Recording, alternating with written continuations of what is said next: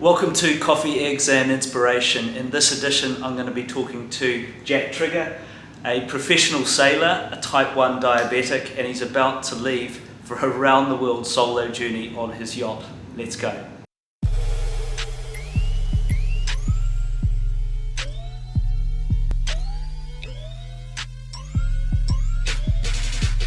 So, Jack Trigger, sailing around the world, a 70 plus day journey without support,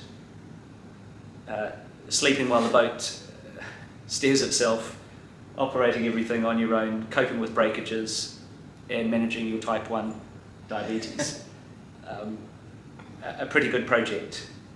And just so much we can learn from it, and I know you're super interested in the technology. Talk to me a little bit about some of the things that you hope to get out and where we can take the learnings and the technology side of things moving forward.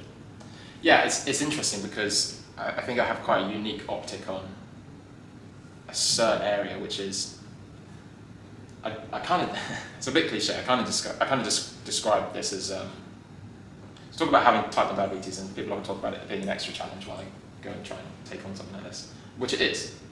But positive mindset. But I genuinely believe this is, and I learned this. I didn't set out as a type 1, my first ocean racing thing. But I've learned this is that being type 1 has allowed me to. It forces you to a new level of introspection, right? You've got to look after yourself, and that for a solo sailor is. That's the skill. It's pretty important, yeah. Whether you've got diabetes or not. Exactly. Yeah. So I call it my superpower because it means I'm better at managing myself than I would be without it. But what it's also kind of led me into is, and we've talked a bit about the technology that I use to manage type 1 and how that makes it possible to go and do these things, and the technology that we use. There are videos up there will be appearing about now. Yeah, exactly. And the technology that we use on the boat to make the boat go faster. And a lot of that is about. Certainly a lot of the diabetes stuff is about now it's better management, but it's moving into quality of life. So it's not just managing better, it's reducing the burden on the patient.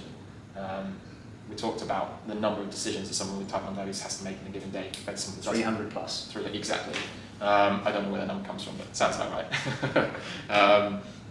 So cognitive fatigue is a real thing. It takes a lot away from what that patient can do every day, and that becomes very real on the boat because we're analysing performance and we're trying to optimise performance.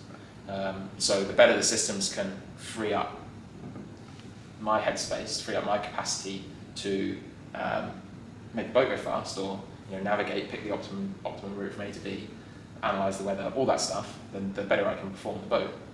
And in tandem with that, we're very good at analysing the performance on the boat when we're racing, but not very good at analysing the performance of the sailor.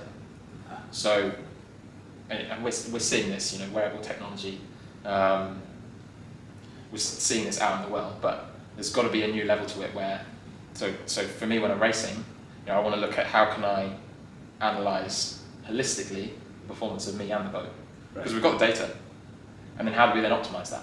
So you've got your glucose monitor on this arm. Yeah, I wear my Garmin watch. You've got your Garmin watch. Yeah. You've got your good ad for Garmin. Well, Garmin, you need to give us some money for that. Your insulin pump in pump. your pocket, your little MP3 player. Yeah, and then we've got all the data across the boat. Yeah.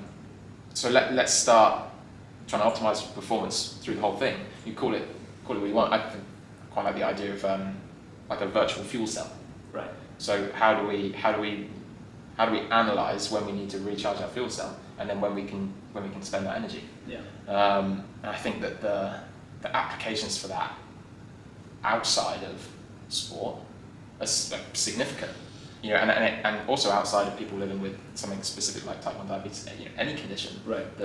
Any condition, but equally people that are perfectly healthy. There are things that we can better optimise to free ourselves up in everyday life for the things that we enjoy, right? So it's a combination of mindful and intentional personal management of ourselves, our mental and physical capacities, using the best of technology to help you in that process. Yeah, nail on the head. Absolutely. Okay. So there's a big sort of school of thought. Elon Musk, for example, of transhumanism, which is the next evolution of human beings with advances in things like brain-computer interfaces. There's obviously a lot in the wearable space. Sure. You are a type of transhuman, I suppose, because of the technology that you wear already, and you're going to build a real case study of that. Yeah, absolutely. Yeah, well, I'm totally reliant on my machine to stay alive, and the next step is being totally reliant on those systems to be optimized. Well, I think this might be the first interview of a real transhuman. My pleasure. Jack Trigger, thank you very much, and good luck for the journey. Thanks, Craig. No, thank you very much. Cheers.